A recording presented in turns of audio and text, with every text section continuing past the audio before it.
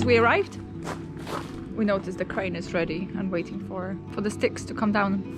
First time we're taking apart with stepping the masts. We never done it before. We never done it on Squallow. We never done it on any other boat.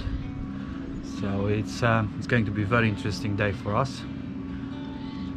I think first we take the mast down, and that is followed by lifting the engine. That should be interesting. Pallet for the engine. Before the rigger arrives, we tidy up and secure all the lines to the mast.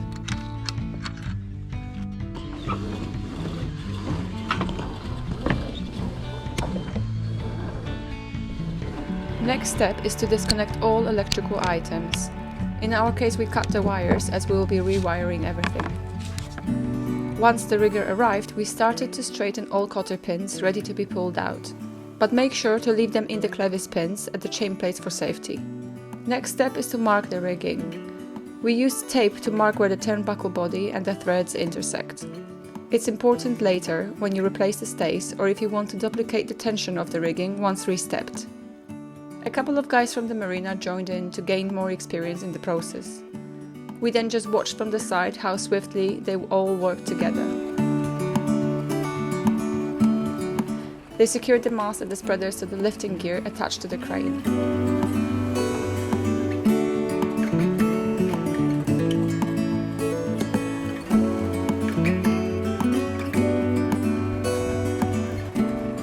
One by one, they loosened the rigging, securing it to the mast.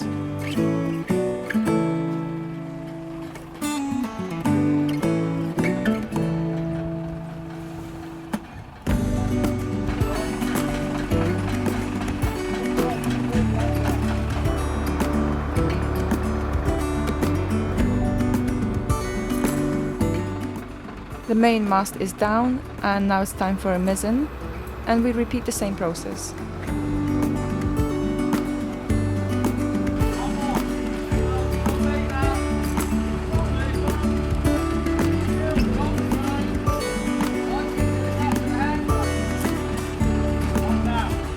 Once the masts were down and supported on sawhorses, they got down to lifting the engine.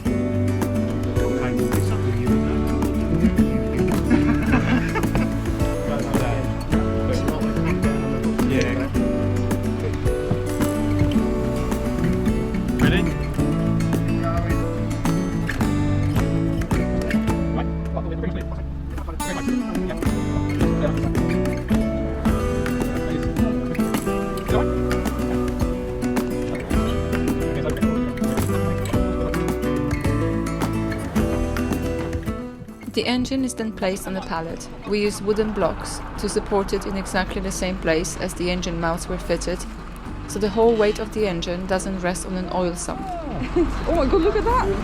Coolant! Yeah. Soup of the day!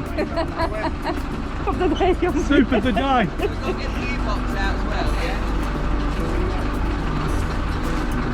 yeah? And last but not least is our Borg Warner gearbox. Although much smaller, it's pretty heavy too.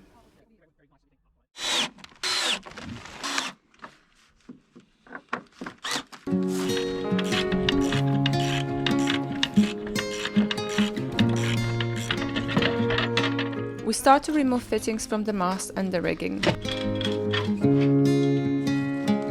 We clearly label each item so we can easily identify it.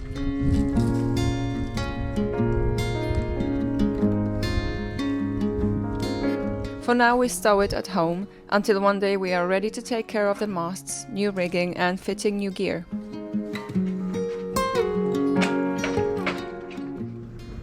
Okay, so now that our masts are laying on sawhorses, it's very easy to walk along them and inspect them. Our masts are made of aluminium, anodized aluminium to be precise, and it's actually a material that's very easy to maintain. It requires inspection every now and again, and a very thorough inspection should be carried out every 3 years. So that means climbing up the mast and inspecting every single hardware that's fitted to the mast. So what you will be mainly checking for is obviously corrosion, but also any fatigue, such as pitting, elongation, cracks, even the minor ones that are invisible to the naked eye.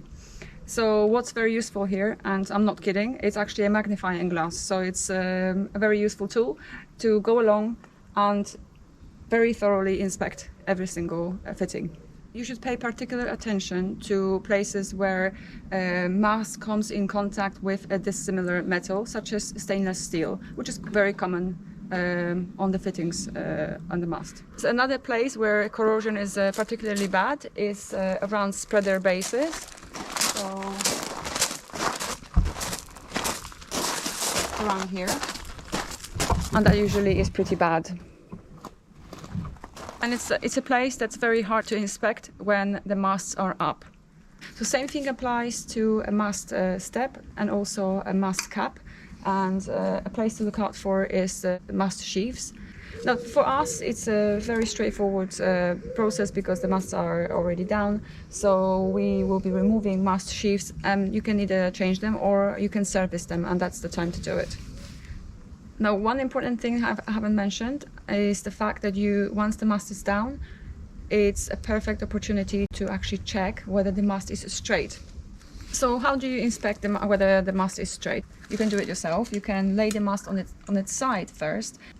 Just look down the sail track. A slight curvature aft is okay, but anything major you will have to check with the professional. Then you have to move the mast on its back, so the sail track is facing upwards. Now here you want the mast to be straight, period. Any curvature is not good. Any bend is not a good sign. And like I mentioned at the beginning, the mast is anodized. The anodized surface, it's a protective surface. All you have to do is apply several layers of wax, just buff in between, and job is done. That's all you need to do. There are instances where the anodized surface can be gone, and the sign of that is when the surface of the mast turns kind of white. Now, there are several things you can do. You have to first remove the corrosion and wax it, but this process will have to be repeated every 6 months, roughly. You can also get it re-anodized, but there aren't many places that do it anymore. But this can be pretty expensive. Another option is painting it, and you can paint it with polyurethane paint, but like with paint, and you've got all this hardware, it can scratch the surface and it just doesn't look good, and it also has to repeat it, well, it depends, every year maybe, or every couple of years. And the last option is you can replace the mast if it's really, really bad. But that's obviously the most expensive option here. Oh, and let's not forget about the boom, because it's made of the same material and it needs pretty much the same attention. So do all these things with the boom as well. Don't forget about the gooseneck, check for cracks, remove all the fittings, hardware attached in order to inspect for corrosion. And if you do want your mast to last and outlive you, then well, do those checks regularly. If you don't carry out a regular maintenance, then you won't be able to spot sort of warning signals early enough. And worst comes to worst, you potentially risk losing a whole rig. Woohoo! I won't need my high school diploma anymore. I am too smart. I am too smart. S-M-A-R-T. Okay, it's getting pretty dark, so I guess this is it for this video. And we would like to thank you all for being here, and would like to thank new subscribers, and welcome to our channel. Thank you. Don't forget to give us thumbs up and please subscribe. See you next time. See you.